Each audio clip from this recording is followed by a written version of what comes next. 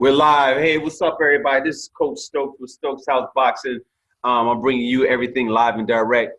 Today, I have the pleasure of meeting a brother. Well, I'm going to introduce him to you, but I met this brother in Vegas when I had my son. Those of you that know that I trained my son, and this is something that he just picked up. But this brother came up and he started talking to my son, and Diesel just was attracted to him. So then we started talking, and he ended up being from the East Coast like me. So it was all East Coast love. But on top of that, he's a Muslim.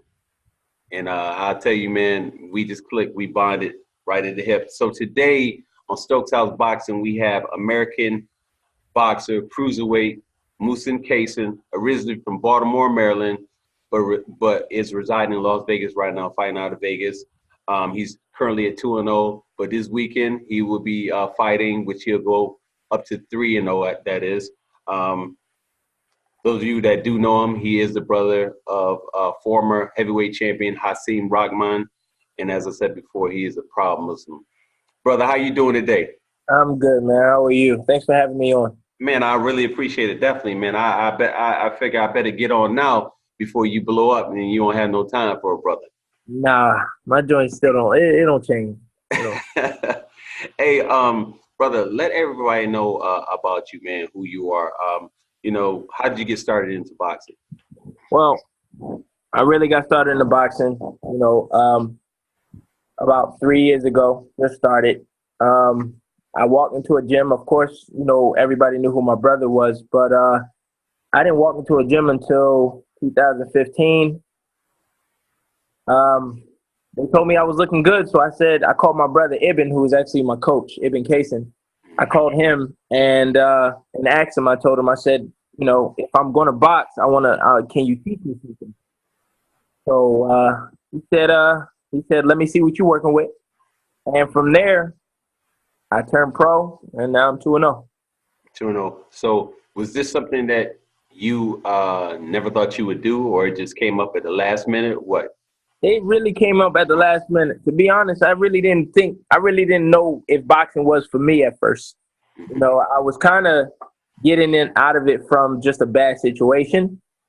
I was living in Boston, just not too good up there for me. And I was kind of using boxing as an out. Right. And once I got into it, that's when I really realized, I love the sport. So you were in Boston, you said? Yeah. Oh, okay. Then shouts out to the Beantown. They are my arch enemies because I am a New York Knicks fan. Oh, thank God. Yeah, brother. Yeah. So, how was that? How was it growing up? Your brother, the heavyweight champion, and stuff like that. So, how was that? Do you ever hear that a lot? Do you ever hear you got to fill in his footprints? And I know that is nothing that you're trying to do, but how was that? How has that been? I've been in the shadow. It's been like that since I started boxing. Growing up, of course, everybody knew that was my older brother, but it wasn't really relative to me because I wasn't boxing. But once I started, it was always the shadow of the little brother. I was always under, hey, let's see if you can, your brother got a jab. The first time I sparred in Philadelphia, Naseem Richardson said, we already knew you had a right hand. Now we got to see what else you got, Right. So you got to get out of that shadow once you get to that point. Well, let me actually, go ahead, brother. I'm sorry. Oh, no, go ahead.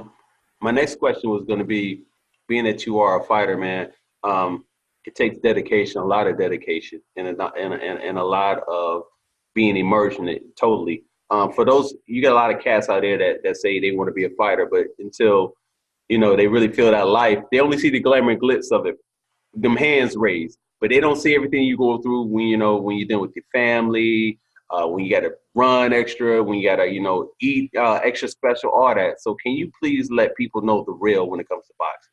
Boxing is your entire life.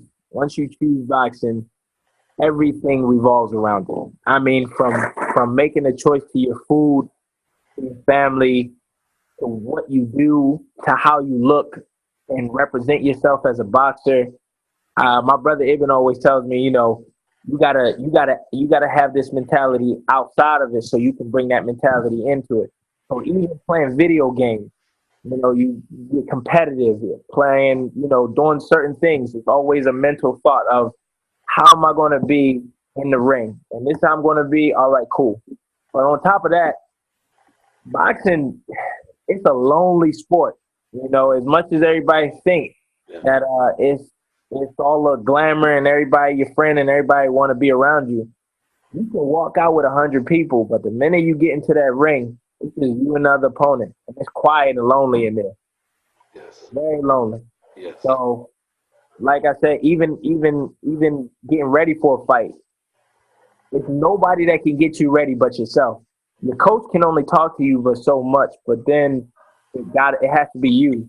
So you're constantly in your head, and even when you're outside the ring, being around family, they can even see that you're thinking about the fight. So it's a 24-hour, 24/7, day-to-day basis that you just boxing is all you got. That's all it is.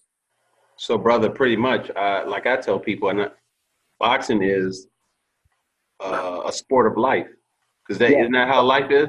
It's a lifestyle. That's what it is. That's what it is. Yeah, yeah, yeah. Well, let me ask you this, brother. What do you think of today's culture when it comes to boxing compared to how it was back? Maybe when your brother boxed. Maybe even going back to the great '80s and stuff of that nature. What do you think about the boxing culture today? You have superstars like Floyd Mayweather, who's talking about he's going to come back. Gervonta Davis, Errol Spence, Sean Porter, those guys like that. What do you think about and just enlighten me? Honestly, I think it's like everybody wants that old style of fighting, but everybody wants the movie part about it. Like everybody wants the drama. It always has to be. I mean, nowadays it always has to be that drama behind it. Oh, well, he's doing this, he's doing that. Well, he can't lose. Back in the day, fighters would lose 1 or 2 fights and still be, they still be world champions. They still be number one. Yes. You lose a fight today, that might be the end of your career. And, I think that's the real difference, and fighters back then were just a lot more hungrier. Like they had nothing else. That's right. Like our fighters today, we got something going. Like some of us go to school, some of us, have other jobs. We have other things to fall back on. But back in the day, that's all they had. They didn't have no education. They had nothing. They had boxing, and if boxing didn't work, then they were just gonna be some bum on the street. You can even see it now. Most of those fighters, after they stop boxing, I mean, what? They turn into crackheads. They turn into alcoholics, drug dealers, just drug addicts. Mm-hmm. I think today is more publicized as far as like the social media, and we're all hooked up in that. So we don't want to lose. Everybody wants to be Floyd, but nobody wants to work as hard as Floyd. Right. And that's really our generation today. It's on boxing. That was a perfect answer, brother. I love that answer. Really good. Well, I'm gonna give you the Coach Stokes question. I give this to everybody, whether it's the coaches, boxers. If you're an average Joe, I'm really want to see where your mind is at. So this one I ask you, Muhsin, if you could build the perfect fighter, besides yourself, brother, if you could build a perfect fighter, and you want to give him qualities offensively, defensively, and ring generalship, or have that ring IQ, who would you pick in those 3 categories? So I want 3 of your favorite boxers. The first one is going to be, who is your favorite boxer when it comes to being offensively? Offense, I would say,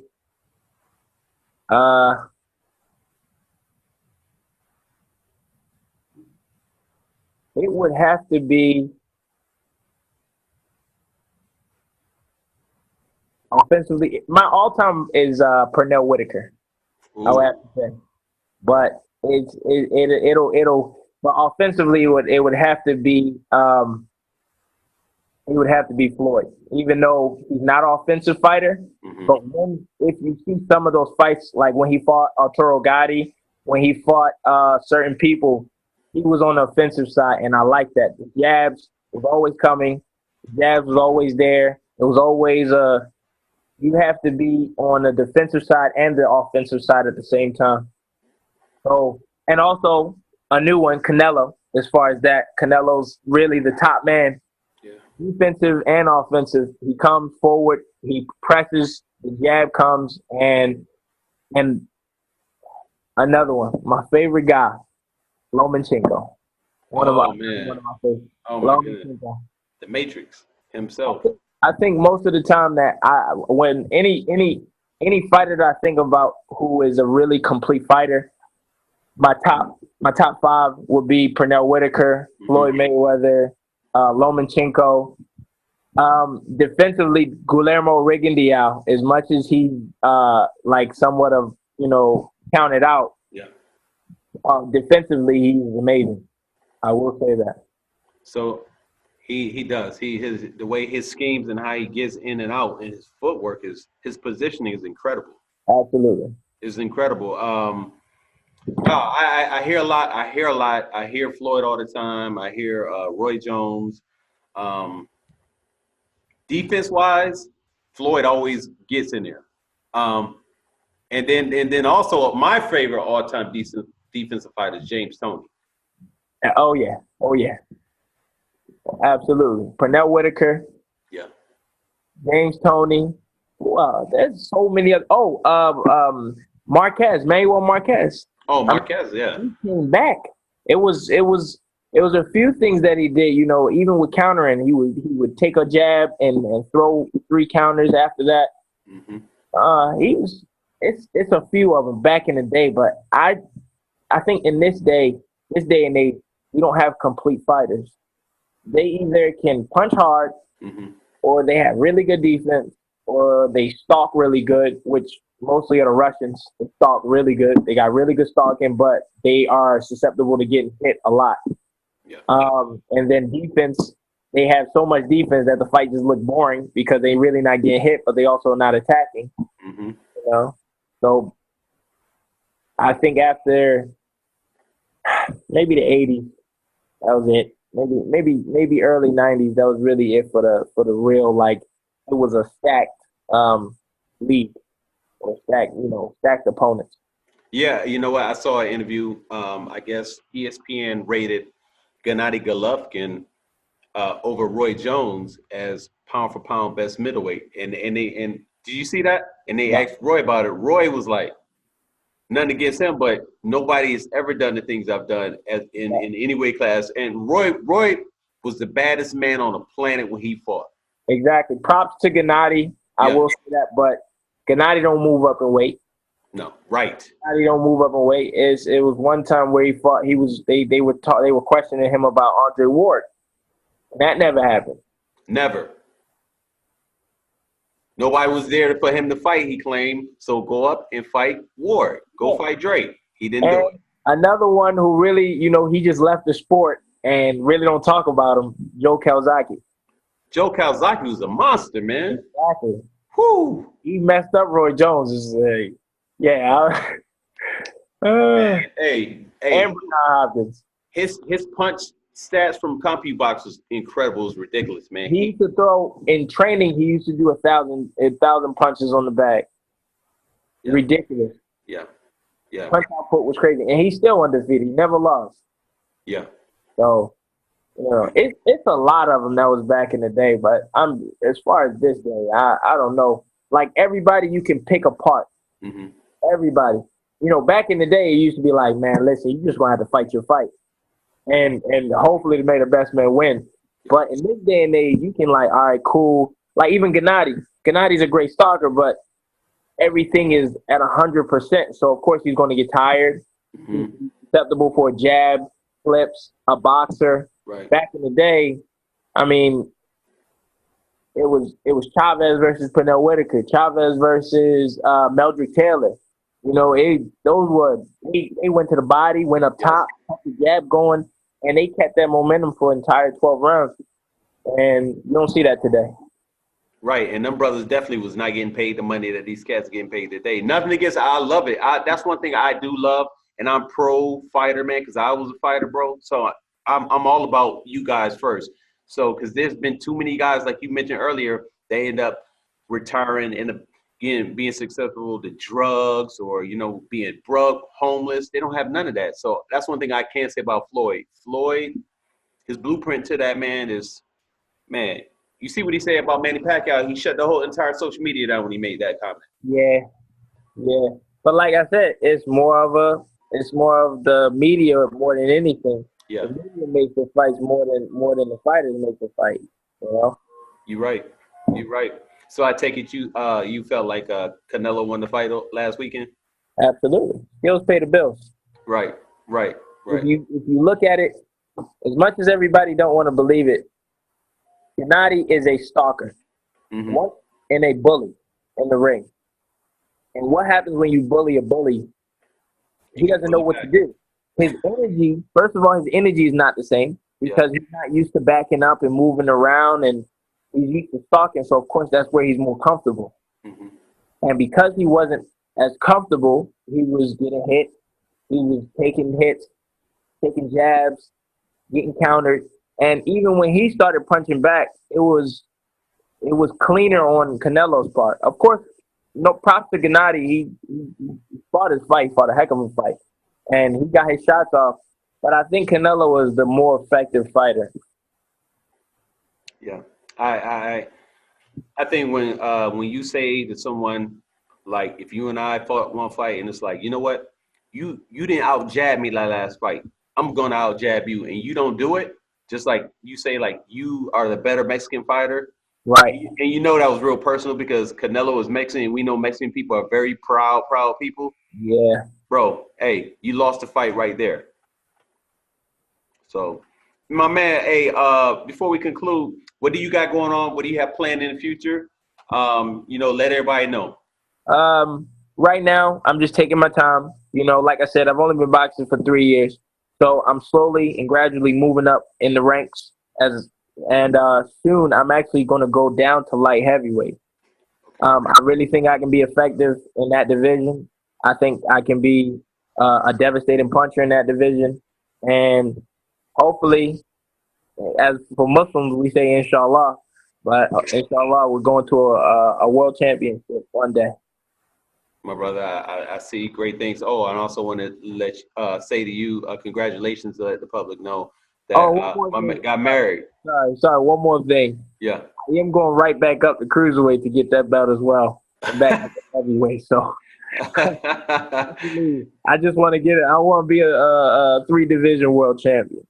No doubt, no doubt. My brother, you stay humble and hungry, you definitely will get it, man. Everything you see definitely will obtain. Well, hey, let everybody know your social media handles if they would like to follow you, get in contact with you.